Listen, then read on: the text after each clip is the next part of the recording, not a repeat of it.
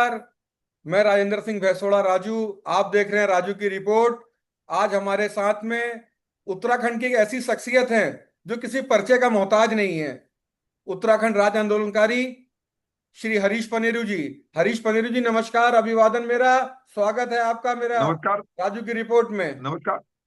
नमस्कार भाई, नमस्कार, प्रणाम। प्रणाम भगवान प्रणाम आपको भैया। खुशी रखे। पूरी टीम को मेरा प्रणाम, जो भी सुन रहे हैं। धन्यवाद धन्यवाद। हरीश पनेरू जी, मेरा एक पहला प्रश्न रहेगा आपसे। 9 नवंबर सन 2000 को उत्तराखंड अलग हुआ। आप लोगों ने बहुत बड़ी लड़ाई लड़ी। अपनी हमारे जो आंदोलनकारी थे उन्होंने अपनी शहादत दी।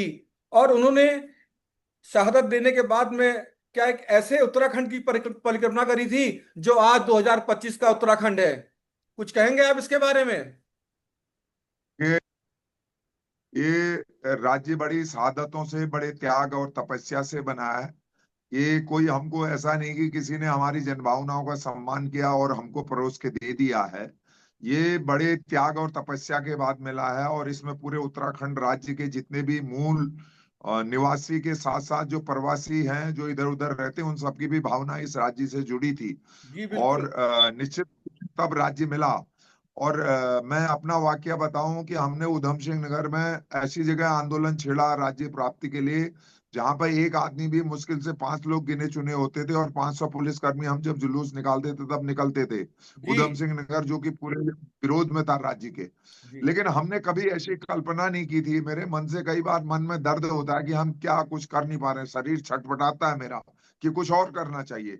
और मुझे दर्द होता है कि जब हमने राज्य के लिए लड़ाई लड़ी थी, उस टाइम हम कहते थे कोई अधिकारी होगा तो अपनत्व से बुलाएगा, हमें बिठाएगा, हमारी समस्या को सुनेगा। लेकिन आज ऐसा लगता है, कि मुझे ऐसा लगता है कि इससे बढ़िया तो हम यूपी में ठीक थे। इसे कहने में मुझे कोई संकोच नहीं है, क्योंकि यहाँ का मंत्री, यहाँ का विधायक, यहाँ के अधिकारी, यहाँ का डीएम, यहाँ का एसएसपी, सब जो है यूपी के आदमी से तो आप मिल सकते हैं, बड़ा प्रदेश है। लेकिन छोटे प्रदेश के अधिकारियों से, मुख्यमंत्री से, मंत्री से, विधायकों से मिलना आम जनता के लिए बहुत मुश्किल काम हो गया। आम जनता अन्याय और अत्याचार और भ्रष्टाचार का मौज कर। क्या आप मुझे सुन पा रहे हैं पनेरू जी? जी जी भाई, जी जी। देखिए, 25 साल हो गए हैं उत्तराखंड राज्य को। आज तक के अस्थाई राजधानी, स्थायी राजधानी नहीं मिली है। और दो राजधानियां मिली हैं अस्थाई, एक ग्रीष्मकालीन और एक अस्थाई देहरादून। इसको लेकर क्या कहेंगे आप? देखिए, राजधानी का मसला तो ऐसा है कि ये बड़ा एक जटिल प्रश्न है, जो सच्चाई है। क्योंकि मैं भगवान के आशीर्वाद से सच्चाई कहता हूं, तो कोशिश करता हूं कि सच के साथ रहूं। जी, आप बड़ी ये बाकी से अपनी बात को बोलते हैं। जब राज्य बना, ये निर्धारित हो गया था कि राज्य जो है राजधानी देहरादून रहेगी और हाईकोर्ट नैनीताल रहेगा। जी मुझे लगता है कि उस टाइम जिसने भी सोच समझ के बनाया होगा, वो क्या परिस्थितियां रही, कैसे रही, मैं उस टाइम, क्योंकि हम इतने परिपक्व नहीं थे। और निश्चित रूप से उसके बाद लगातार, चाहे कोई भी राजनीतिक दल उसमें सत्ता में आए, उसमें स्वयं मैं भी कांग्रेस को बिलोंग करता हूं, और स्वयं भी मैं कांग्रेस पार्टी का प्रदेश का महामंत्री रहा हूं, इसको कहने मुझे। लेकिन हमेशा हमने राज्य की आवाज को निष्पक्षता से उठाया है। और मुझे ऐसा लगता है कि आज जो भी राज्य को गैरसैंण बनाने, राजधानी बनाना हमारी तब भी मांग थी, और आज भी है। लेकिन सिर्फ इस पर लोग राजनीति कर रहे हैं, कोई गैरसैंण किसी के बनाने की मंशा नहीं है। सारे विधायक, चाहे हमारे अधिकतर, पर अधिकतरों की बात कर रहा हूं मैं, सबकी जी नहीं जी कर जी रहा हूं। जी जी चाहे जी पनेरू अधिकतर जी। हमारे अधिकतर चाहे हमारे पर्वतीय क्षेत्र के विधायक हैं, चाहे तराई के, तो बिल्कुल लोग नहीं चाहते कि गैरसैंण राजधानी को। तो ये कैसे बनाएंगे, इसमें लोग राजनीति रोटियां सेकते रहेंगे। किसी के पास इच्छा शक्ति नहीं है कि गैरसैंण को राजधानी बना दे। जितना मैं अपना विवेक और अपना राजनीतिक जो थोड़ी बहुत मेरे पास समझ है, मैं उसके अनुसार ये बात आपको बताना चाहता हूँ, सिर्फ इस पे। क्योंकि अगर भारतीय जनता पार्टी को बनाना होती तो कमिश्नर त्रिवेंद्र सिंह रावत जी ने कमिश्नरी बनाई, वो कमिश्नरी खत्म कर दी उन्होंने वहां। आज गैरसैंण में कोई एक डीएम नहीं बैठता है, तो पहले वो जिला वहां उसको डेवलप किया जाना है, तब राजधानी की बात होगी। हम लोगों से कहते हैं कि गैरसैंण राजधानी बनाओ, तो लोग हमारे ही लोग राजी नहीं होते हैं। जो सुख पहाड़ से पलायन का कारण ही जो है, सबसे बड़ा पहाड़ के लोग जो हैं अधिकतर हमारे, जो पलायन कर रहे हैं, पहाड़ में सुख सुविधाएं नहीं है। तो पहले वहाँ इंफ्रास्ट्रक्चर पूरा डेवलपमेंट हो, गवर्नमेंट का फोकस हो, तब फिर वहां कोई जाने को राजी होगा। अभी पिछले दिनों मेरी कई विधायकों से बात हुई, वो कहते हैं जाड़ों में वहां छत्र लगाते हैं, तो कोई कहता है पानी नहीं आता है, कोई कहता है ठंडा होगा। तो ये पहाड़ी प्रदेश इसलिए बना था कि यहाँ की जो जटिल समस्या है उनको पहाड़ पर जाकर, गैरसैंण में जाकर लोग समझेंगे कि पहाड़ में लोग कितनी परेशानी से रहते हैं, कितनी दूर जाना पड़ता है उनको हर चीज के लिए। लेकिन वो किसी ने समझी नहीं ये पहाड़। अभी मैं आपको एक गाना सुनाता हूँ। तेर जी पहाड़ मेर पहाड़, तेर पहाड़ मेर पहाड़, रहे दुखों को डेर पहाड़, अफसरों ले लुट पहाड़, नेताओं ले तोड़ पहाड़, नानते नाले छोड़ पहाड़, बुजुर्गों ले जोड़ पहाड़, तेर पहाड़ मेर पहाड़, रहे दुखों को डेर पहाड़। इस पहाड़ में अपार दुख हैं, और जी। इस दुख को समझने वाला शायद भगवान कब शक्ति देगा। और निश्चित रूप से राज्य बनने के बाद हमको राष्ट्रीय परिदृश्य में कुछ पहचान मिली है कि ये उत्तराखंड की, पहाड़ क्योंकि का हम यूपी में। सौभाग्य है कि दुर्भाग्य है जो आज 25 साल के बाद भी एक स्थायी राजधानी नहीं बन पाई है? नहीं नहीं, अब ये तो मैं दुर्भाग्य ही कहूंगा, ये सौभाग्य नहीं हो सकता है। जिस राजधानी को राजधानी के लिए हमने राज्य की शुरुआत से ही गैरसैंण की राजधानी बनाने का मुद्दा उठा। अब वो मैंने कहा कि वो बड़ा मैटर है, और आपके और हमारे लेवल का नहीं, किसने बनाया, किन परिस्थितियों में बनाया, उस टाइम क्या कारण रहे। लेकिन जब बन गया, बनने के बाद जो भी सरकार आई, उन सरकारों ने इसको गैरसैंण के मामले को स्पष्ट तौर पर रखने की प्रयास नहीं किया। माननीय नारायण दत्त तिवारी जी आज स्वर्गीय हो गए, उन्होंने राज्य को जो विकास का रोड मैप दिया, जो इंडस्ट्री लाए, जो पहाड़ों पर सड़कों का जाल बिठाया, जो स्कूलों का उच्चीकरण किया, जो हॉस्पिटल खोले, वो स्मरणीय है। उसका स्मरण मैं कभी कर नहीं सकता, न भूतो न भविष्य थी। आप कभी देख लीजिए, हम और आप जब जिंदा रहेंगे तब तक ऐसा नारायण दत्त तिवारी जी का जैसा रोड मैप नहीं दे सकते। लेकिन नारायण दत्त तिवारी ने भी क्यों गैरसैंण पर उस टाइम उस पर ध्यान नहीं दिया, मुझे ऐसा लगता है कि वो जानते थे कि पहाड़ के विधायकों की मनोस्थिति, पहाड़ के नेताओं की मनोस्थिति, पहाड़ के ब्यूरोक्रेट्स की स्थिति, कि ये पहाड़ पर रहना नहीं चाहते। मुझे ऐसा लगता है कि इसलिए शायद उन्होंने, नहीं तो ऐसा उनके लिए कोई बड़ा कदम नहीं था कि बनेरु गैरसैंण जी, आप राजधानी भी उस टाइम। कांग्रेस की सरकार में राज्य मंत्री थे, तो आपकी सरकार ने क्यों नहीं बनाया स्थायी स्थायी राजधानी गैरसैंण? नहीं नहीं, मैं उसी मैटर पे कह रहा हूँ, बिल्कुल बिल्कुल। ये हमारी, मैं तो इसको एक राज्य आंदोलन और पार्टी का प्रदेश का महामंत्री होने के नाते, हमारी सरकार ने विजय बहुगुणा जी जब मुख्यमंत्री थे, तो आपको याद होगा भड़ाईसैंण में ये जो आपकी विधान भवन नैतिकता भी बना है। बनती थी, आपकी सरकार की भी नैतिकता बनती थी, आपकी पार्टी की भी नैतिकता बनती थी कि गैरसैंण को स्थायी बिल्कुल राजधानी बनाए, क्यों नहीं बनाया? बिल, बिल्कुल बिल्कुल बिल्कुल, मैं उस बात को बेबाकी से स्वीकार कर रहा हूं। मैंने आपको जैसे नारायण दत्त तिवारी का जिक्र किया, मैंने कहा जो भी, चाहे वो हमारी सरकार रही, चाहे वो दूसरे की सरकार रही, कहीं ना कहीं इस मुद्दे पर जो पहाड़ के नेता हैं, पहाड़ के जो विधायक हैं, जो निर्वाचित जनप्रतिनिधि हैं, उस वो इन सब में दोषी हैं। क्योंकि उन्होंने कभी इसको प्रमुखता से उठाया नहीं कि भाई नहीं गैरसैंण राजधानी बने। देखिए, किसी की मुझे हिम्मत ऐसा है लगता है सत्ता ना, के। पनेरू जी, मुझे ऐसा लगता है उत्तराखंड राज्य बनने से वहां के नेताओं को और अधिकारियों को ही लाभ मिला, पहाड़ की आम जनमानस को लाभ नहीं मिला। आज भी उत्तराखंड के अंदर जितने सीएससी सेंटर हैं वो सब रिफर सेंटर बन के रह गए हैं। अगर किसी को मुंशारी में हार्ट अटैक आता है तो हल्द्वानी पहुंचते पहुंचते उसकी मृत्यु हो जाती है। बागेश्वर जिले में अगर किसी को अटैक पड़ता है तो हल्द्वानी आते आते उसकी मृत्यु हो जाती है। अल्मोड़ा में मेडिकल कॉलेज है लेकिन इंस्ट्रूमेंट नहीं है, अगर इंस्ट्रूमेंट है तो डॉक्टर्स नहीं है। इसका दोषी कौन है? इसका दोषी दोषी सीधे सीधे सरकारें हैं।